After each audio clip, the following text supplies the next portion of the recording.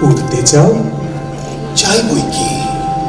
রাজপুত্র, তুমি কি সব বাজে কথা বলছো?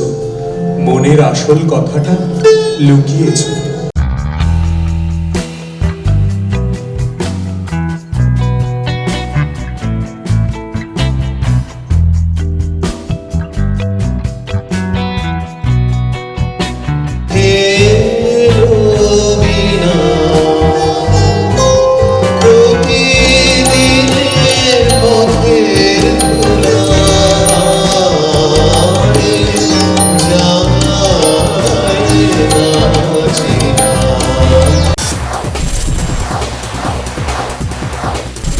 তার পারফরমেন্স হোক বা তার দলের পারফরমেন্স, তার মানেই এক রাশ মুগ্ধতা। তবে এবার আরও বেশি, আরও অনেক বেশি চমক বলবো না, আরও মুগ্ধতাটা বাড়তে চলেছে।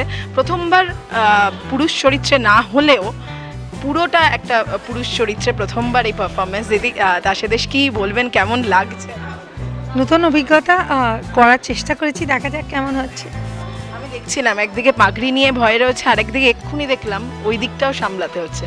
শোয়ের আগে এইভাবে মাথা ঠান্ডা রেখে সব কিছু সামলানো এবং হাসি মুখে আমাদের বাইট দেওয়া, এইটার একটু মন্ত্রটা না, এটা তো ইটস লাইক চলেই, মানে কিছু না কিছু গন্ডগোল শোয়ে চলে, that's a part and parcel. এই লুকটা হতে কতক্ষণ লাগলো? খুব সুন্দর দেখাচ্ছে যদিও। বেশিক্ষণ না, কারণ আমাদের ওড়িশাতে আরও সাজতে হয়, মানে খোপা করতে হয়, এই করতে হয়। এটা আমার নিজের চুল, সো ইটস বেশিক্ষণ লাগে না। দাদা দেখেছেন এই লুকটা, বা দাদা আজকে পারফরমেন্স দেখতে আসছে? না না, দাদার আজকে শুটিং আছে, দাদা দেখতে আসছে না, কালকে এমনি ইতে দেখেছে। হ্যাঁ, দাদাকে না এমনি দেখিয়েছি। ও আচ্ছা, এমনি দেখিয়েছে। হ্যাঁ। তো আর এমনি বাকিদেরও আমি দেখছিলাম কস্টিউম খুব সুন্দর প্রত্যেকের, মানে ভীষণ পারফেক্ট সব কিছুতে। সেটার জন্য অনেকটা সময়। এক্স্যাক্টলি, যে কোনো প্রোডাকশন, আমরা তো ভালো প্রোডাকশন নামাবার চেষ্টা করি, কিন্তু যে কোনো প্রোডাকশন নামাতে গেলেই, even if you do the worst production, it needs a lot of effort. কারণ আর we are doing it live, like গান নাচ, মানে এখন খুব একটা লাইভ দেখা যায় না। So live we are doing it, so it needs lot of rehearsal. এতগুলো ক্যারেক্টার, দে হ্যাভ টু দেন দে কাম, মানে এখানে তাসের দেশ, তারপরে ওরা মানুষ হয়ে যায়, তো তারপরে আবার মানুষের কস্টিউম চেঞ্জ হতে হয়, আর গ্যাপটা কিন্তু বেশিক্ষণের নয়। সো আস্তে আস্তে মানুষ হতে থাকে, so dresser, makeup man, rehearsal, তার উপর নাচ মনে রাখা, তার উপর পজিশনিং, তার উপর light, sound. So even the worst production needs loads of effort, এই আর কি। 2020 পর, কোভিডের পর যেভাবে আবার আমি দেখছিলাম এক্ষুনি সামনে অনেকে বসে বসে, এটা বোধহয় আর একটা আশা জায়গায়।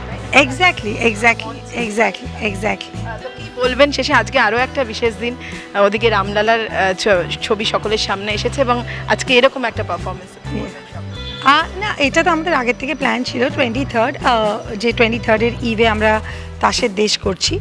আর রাম মন্দির আমি কালকে টিভিতে দেখলাম, ভীষণ সুন্দর। সো কোনো দিন অপরচুনিটি পেলে of course will go there and worship Lord Ram. এরপর আবার এই পারফরমেন্সটা কবে দেখা যাবে, কবে? আই এম নট শিওর, আবার যখন মানে কেউ করতে চাইবে উইল ডু। এই আর কি। Thank you.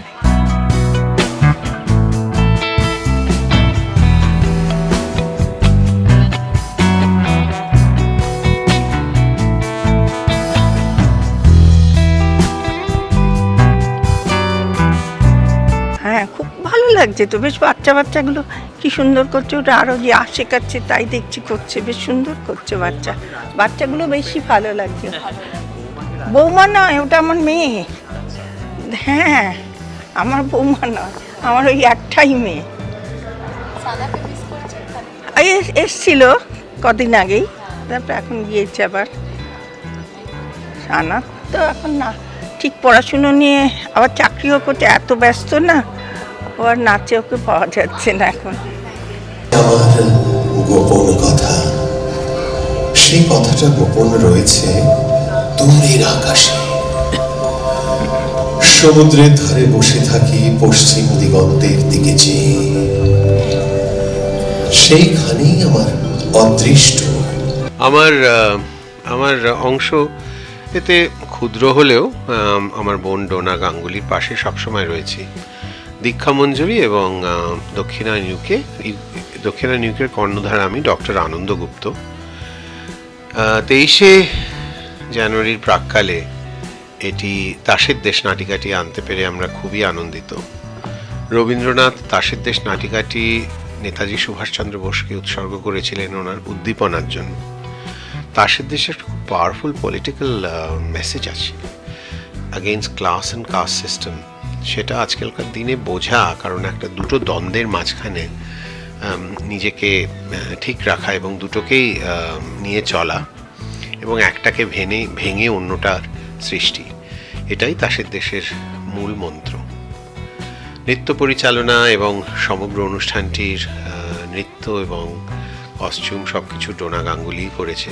আমি সঙ্গীত পরিচালনা এবং ড্রামা পরিচালনায় আছি এবং স্ক্রিপ্ট তৈরি করে আমি রাজপুত্রের সঙ্গীত এবং রাজপুত্রের কথোপকথন এবং তাসের রাজার কথোপকথনটা করব। ভেন্ট্রিকুলিজম ইউজ করেছি, কারণ এখানে বিভিন্ন ভয়েস, একজন মানুষকেই 4টে ভয়েস আপনি দেখবেন।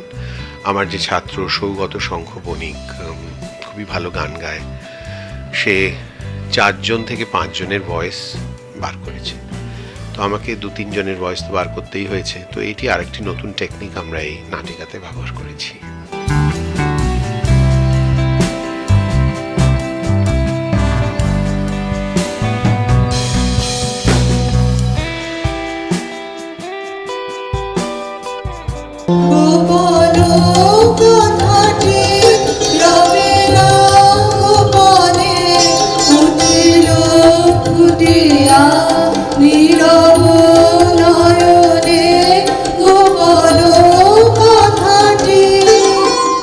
টলিউড ফোকাস কলকাতা চ্যানেলটি আপনাদের ভালো লাগলে লাইক করুন, সাবস্ক্রাইব করুন এবং আপনাদের প্রিয় ভিডিওটি অবশ্যই শেয়ার করুন। Tollywood focus Kolkata.